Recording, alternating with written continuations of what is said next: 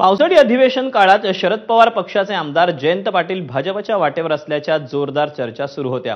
त्यावर आज स्वतः मुख्यमंत्री देवेंद्र फडणवीसांनी स्पष्ट उत्तर दिलं।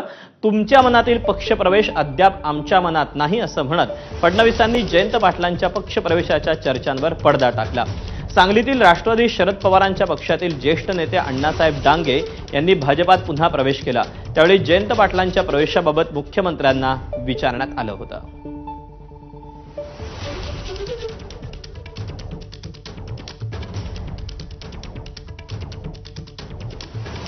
पश्चिम महाराष्ट्रातून सातत्यानं प्रवेश होत आहेत, सांगलीतूनही अनेक प्रवेश होत आहेत। अजून काही प्रवेश सांगलीतून होतील अपेक्षित आहे? तुम्हाला जो प्रवेश अपेक्षित आहे तो आमच्या मनामध्ये सध्या तरी नाही। ओके